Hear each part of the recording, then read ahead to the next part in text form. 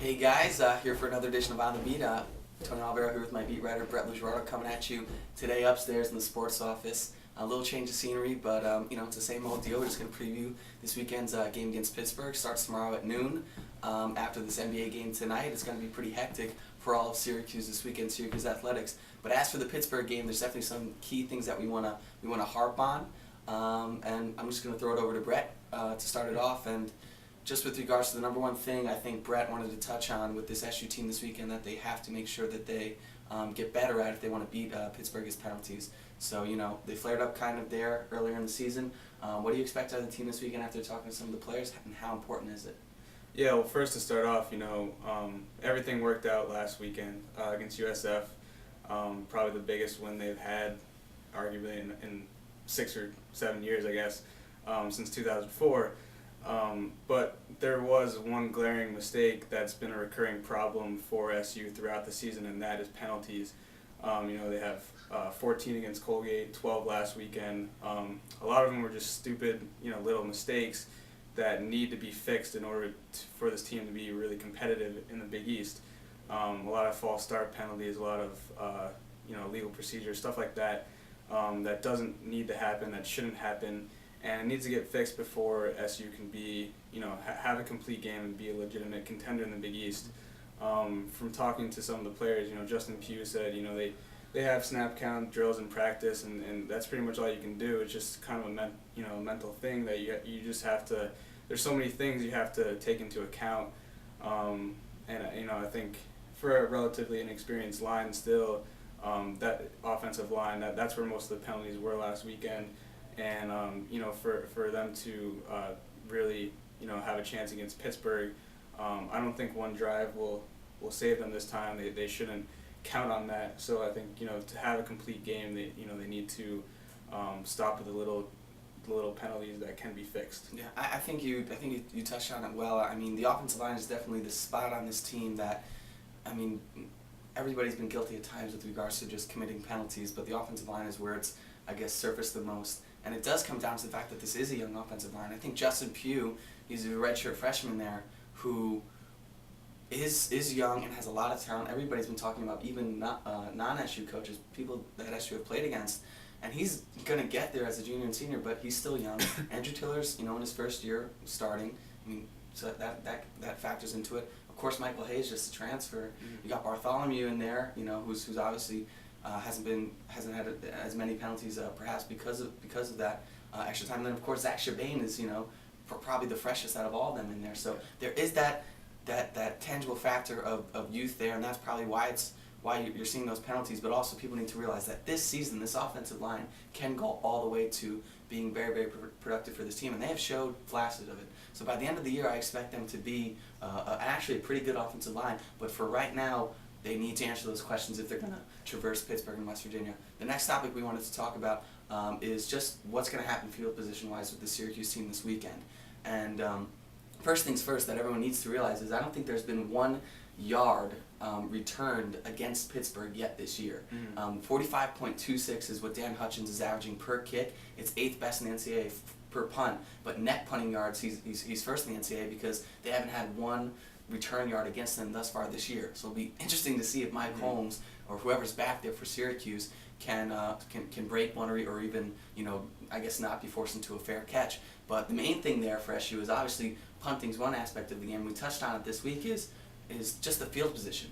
Because if they fall into the trap against South Florida where they're letting USF, but now this week Pittsburgh, to be starting drives near the 50 or within SU's territory, now all of a sudden if you're going to be letting Hutchins punt like this, you're going to be starting every drive within the 15-yard line. It doesn't bode well for SU. And I think that's the main difference last week from USF to this week with Pittsburgh. Just what's your take, you were there last weekend, on just, I guess, SU falling into that trap of starting drives very, very deep or letting the opposition start drives in their territory? Yeah, it seemed like every time they got backed up by a punt, they just, went 3 and out, and I think it has a lot to do with some of the play calling. You got to take some chances down deep in your own territory. It also comes back to the penalties too. There's one drive where Prince Tyson Gully returned a kick to the 34, and pretty soon from a penalty on the return from a couple penalties on the drive. They were backed up to their own 3, and they had to punt from there. So again, it comes back to that, and I think SU has to take,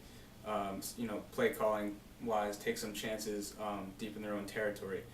But to go back also on SU side, returning the ball, Mike Holmes leads the Big East in punt return average at 18.7 yards per return, and he's going to be big this week in the field position factor as well.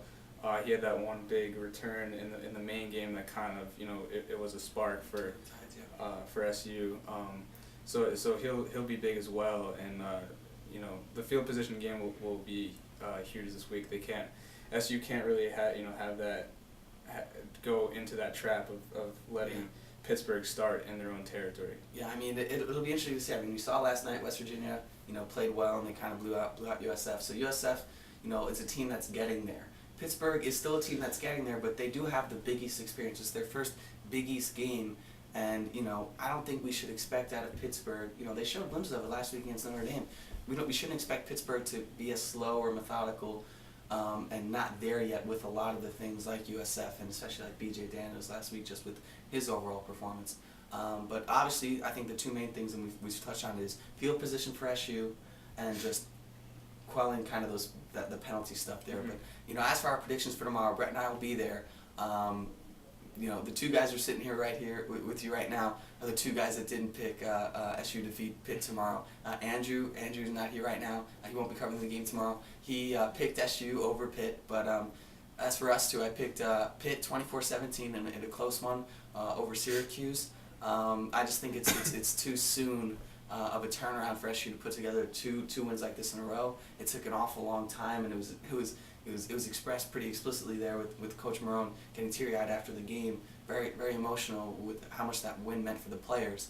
And for this team, it took so much time to get there, and now it's going to be right one after another, back-to-back-to-back chances here to even break into the upper echelon as favorites in the Big East with wins over Pittsburgh and perhaps West Virginia. But I think it's a little bit too soon for this team. I don't think they have the confidence and just the assuredness. They definitely have an element of it, but I don't think they have the completeness of it to knock off Pitt this quickly this weekend in a huge game where there's bound to be pressure at home. Mm-hmm. It's just a different feeling around it. Just what's your take, Brett? I'm going with you. Pittsburgh 20, Syracuse 17 tomorrow.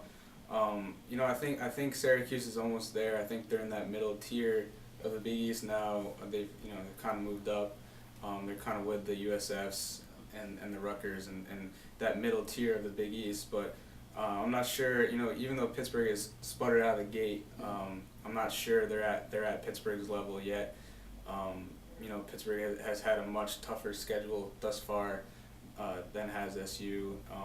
It was a big win last week. I think we all kind of got wrapped up in it, and including Coach Marone. You mentioned getting teary-eyed after the game, but I just think in the end that there are certain things that SU has to fix. The penalties, going back to that again, before they're able to beat a team like Pittsburgh. Mm-hmm. Yeah, I mean they struggled at times last week. There's no kind of mincing words about that. So the struggles will be there again this week.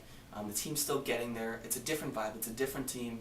I think they've gotten to this next plateau, but these next few plateaus that they could traverse very quickly in these next 2 weeks, I just don't think the team is ready for that. I mean, it's an awful lot. If they win these next two games, if they beat Pitt, you go down to West Virginia in a game to be favorites to go to the Orange Bowl. So it's all hitting this team quickly. It'll be interesting to see how it transpires these next 2 weeks, and of course tomorrow with the Pittsburgh game. It'll be interesting to see how many fans show up for this Orange team after that victory over USF. But until tomorrow, signing off again here from 744 Ostrom. Tony Olivero here with my fellow beat writer Brett LoGiurato. We'll be there tomorrow with your live tweet updates in game, the game coverage as soon as the game concludes, and a gamer and sidebar, by tomorrow afternoon, the evening, and at night, and also with another On the Beat live from the Dome. We're looking forward to it. So again, for Brett, just signing off again from 744 Ostrom. Thanks, guys.